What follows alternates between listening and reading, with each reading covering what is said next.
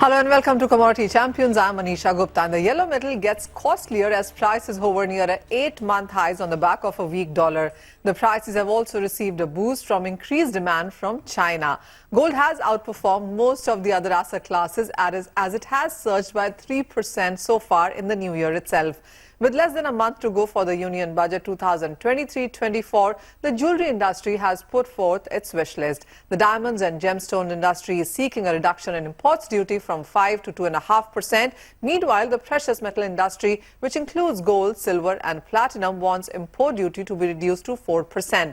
The industry also wants basic custom duty on jewelry to be hiked to 25%.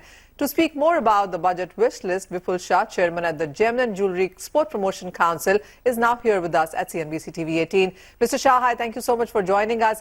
Starting with the budget wish list itself, and we are barely 15 days away from that, and there is just so much that the industry needs, requires, and wishes for as well. Starting with the import duty itself, and I do understand that we are not at a very competitive place where we stand with 15 to 18% more duty than what Dubai also does. How much do you think the government would be ready to roll this back? Good afternoon, Manisha. Nice talking to you. As far as the duties on the precious metals, which is gold and silver, is concerned, we have been pushing it for a long time to bring it down to 4%. That could be competitive for exports and good for the country. But somehow this request every year, which we are keeping, and we are always hopeful that government will look into it, as we don't want the illegal channels to come into the industry and play the foul games. So our government we're trying to make sure that the government brings down the duty to 4% to discourage the smuggling activities which takes place. Mr. Shah, that's pretty much evident, wouldn't you see? Because if you look at the spot markets in India right now, the gold is trading at around $28 to $30 at discount. Would you say that is one other reason that we have seen higher import duty create?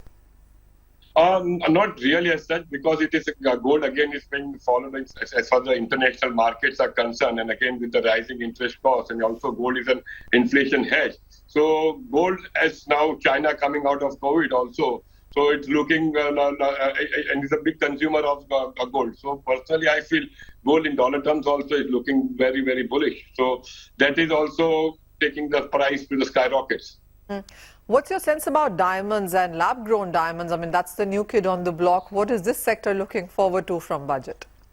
Yes, this sector looks very, very promising, and we've been very encouraged. And as far as lab-grown diamonds are concerned, we are having almost 3,000 to 3,500 semiconductors, 3,500 CVD machines already in India, and we have many more in progress. And that's a technology which has been very well adapted by our people over here.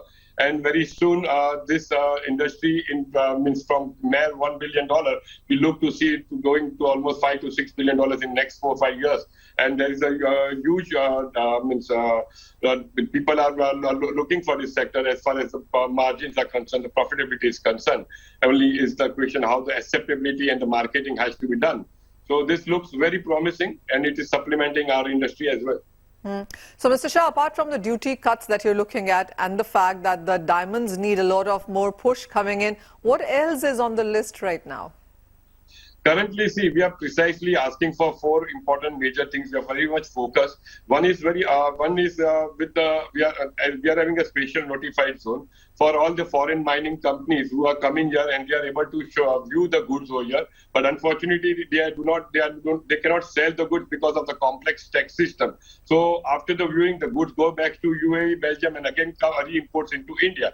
So what we are in talks with the government, that if this could be looked into a presumptive tax for these foreign mining companies, if at least that could be competitive to Dubai and Belgium, so that will encourage. And as it is, India consumes and cut and polish the rough diamonds over here.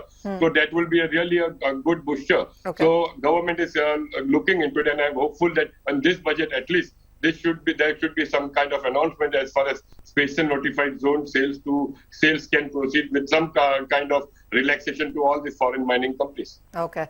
Well, that aside, you've just come back from IIJS as well, and the industry has started to look at that as a barometer on what can be seen in sense of demand and business overall going forward. What has been your takeaway from the latest one? Yes, I can tell you that this was one of the very good shows in the beginning of the new year, and it was very promising. We spoke to all of the exhibitors. It was one of the largest IHS signature show, which took place, more than 2,300 exhibitors and more than 3,500 booths. So it was spread on 5 days, and overall, when I'm speaking to all the exhibitors, they were very happy, and they were the opportunity. They are looking forward. And yes, only thing is that gold prices which are going high, so that is a concern. We need some kind of stability. So yes, we are crossing our fingers, and it could be a good season for us coming ahead. Well, as you mentioned, the gold prices have been on a higher side, and the jewelry demand clearly seems to have taken a bit of a hit because of that. The month of December hasn't been so great. January hasn't started so well for the jewelry as a sector, and that can be seen as per the latest data that you have put out in sense of exports, where the quarter-on-quarter seems fine, but the month of December definitely doesn't. What do you think will need for a push when it comes to exports as well? Yes, this is where you are rightly said. December has been a little bit disappointing, and mainly reason is that because of high interest costs going up, rising costs, the retailers are also become very much cautious. They do not want to restock the goods. They just want to take it one by one, how the sales take place, and based on that, they are giving the orders. So we are seeing orders compared to last December. We are seeing less orders in seeds. Yes, we are hopeful that we could have a good Valentine's season coming forward, and we are hopeful that there will be orders coming in. And this quarter is going to be a challenging quarter for all of us, and we are just crossing our fingers that the target which has been given by our Honorable Prime Commerce Minister, Mr. Piyush Goyal, 45.7. Hopefully, we should achieve that target. The other thing that the industry keeps an eye on and the impact of is the FTAs, and the latest ones with UAE and Australia. How do you read on that? Yes, that has been a good booster. These are the things which is very important, and it is helping the industry. Our gold exports after the CEPA and this agreements which has taken place has really boosted our gold exports, gold jewelry exports to UAE and Australia. And I think many more this kind of treaties which is taking place, which we have heard from the Honorable Commerce Minister that very soon we are looking at the EU. We are looking forward for the UK as well as we are looking for the Canada. So hopefully this kind of treaties, if this takes place in 2023, that is going to be a good booster for our sector as such. All right, that's going to be a booster for this year. How would you look back at 2022? I mean, there were all kind of uncertainties there, but gold prices and demand both gave us a positive there. The start to 2023 has been slightly on a weaker side. Again, as we've been talking on how the gold prices have continued to be on a very bullish note, they continue to be trading at an 8-month highs there. But looking forward, apart from these trade agreements, how is the overall year looking to you as GJEPC? What is going to be your game plan for this year now? 2023, to be honest, is going to be a challenging year. Okay. Because it's a year where we are going to see rising interest costs. People are going to be cautious. People will have to cut down on their costs. That is the area where this year is going to be a little bit of unpredictable. Hopefully, we are just crossing our fingers that it goes well for the gems and jewelry industry. Yes, but yes, on back of my mind, yes, I am a little bit cautious as far as 2023 is concerned because of a lot of things. Hopefully, this Ukraine-Russia also the war resolves. That could also help us to ease on the supply, as well as Chinese New Year. After the Chinese New Year, how the sales are taking place in China.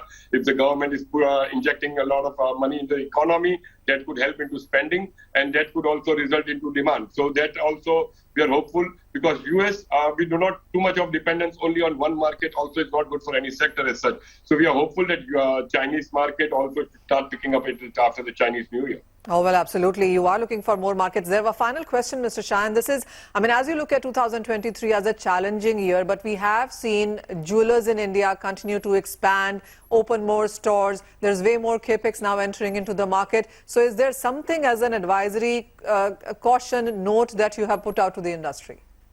To be honest, domestic market is doing good. Okay. As far as my job, my job is on the export promotion side, and for me, export market is also playing an important role. But you are seeing that a huge consumption in the domestic market. A lot of weddings have taken place, so that means there is an upbeat. So overall, things in the domestic market, only the concern is the gold price, which is shooting up, and the way it is going, could affect the demand as such. So yes, overall, people need to be cautious. Inventory levels has to be maintained, and wait for right opportunities. And I'm sure if there is a proper self-discipline in the industry, things should be looking good for the gems and jewelry sector as a whole. All right. So from budget to exports to prices to business acumen, all of that coming in from Mr. Vipul Shah there. Thank you so much for joining us today. And with that note, we'll take a short break. But coming up after all that glitter that we spoke about, we'll add some sweet to the show. The sugar industry also has laid down its expectations from the upcoming budget. A discussion with Sanjoy Mohanty on the other side.